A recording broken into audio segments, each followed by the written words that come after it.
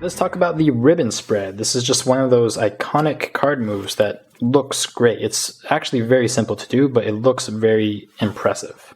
Okay, so what are you going to need? You're going to need a smooth deck of cards, a deck that spreads very consistently. Okay, so a newer pack that's still really smooth. And then you're going to need a soft surface. Okay, you don't need a soft surface to do the spread, but you do need a soft surface to do this flip over part. Okay, so a carpet, anything with a little bit of a cushion should work. Okay, so here's what you do. You're going to take your deck, square it up nicely, and then place it on the table or on whatever surface you're working on. And here's the little bit of technique involved. Okay, you place your first finger on the left edge of the cards like such, and then it's essentially a billow grip, but you take it to the table. And then you place your first finger on the left edge of the cards. And this is going to come with a little bit of practice, being able to spread the cards consistently so that an even amount of card is showing on each card. That's the part that will take a little bit of practice to get it right. But the way that works is you place it on the table and you're spreading the cards out, and you're using your first finger kind of to gauge how much of each card spreads. Okay? So I'm pushing down with my first finger. I'm applying pressure on those cards, and that creates friction in between the cards so that when I continue to spread, it should spread pretty evenly. Okay, this is something that you're just going to have to experiment a little bit with yourself. Another way you can do this that's actually a bit easier, it doesn't look as aesthetic, but if you place the cards on the table like this and you just take the palm of your hand, you place the palm horizontal on top of the pack, and now you just move your entire arm. That also works pretty well.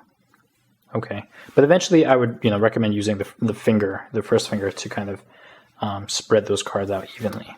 Okay, and you also want to try to get a bit of a large spread. If you have a tiny spread like this, it doesn't look as nice as if you have something nice and long like this. And then you can either do a straight, use your own style here. You can either do a straight spread like this, or you can kind of curve it a little bit. It's up to you. Okay, once you have the spread, now comes the really impressive part, is where you have that domino effect and the cards kind of just flip over like that.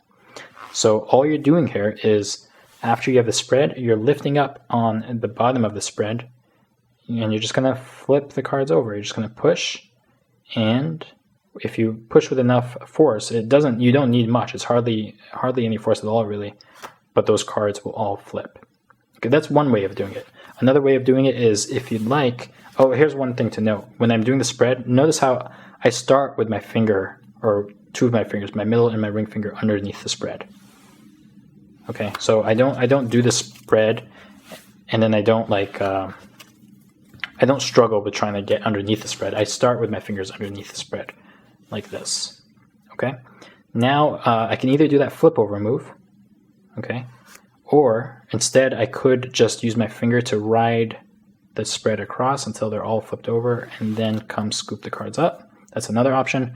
Another option is you can take the top card of the deck and use the card to roll those cards across and then bring it back under. Any number of options, really. I normally flip the cards like this, and then maybe I'll flip it once more if I want, or I'll just flip it once and then I'll scoop the cards up like this. Play around with it. It's just a really fun move. It looks nice. Lay people find this especially impressive, just because it has that aesthetic appeal to it. But that's the ribbon spread. I hope you enjoy that.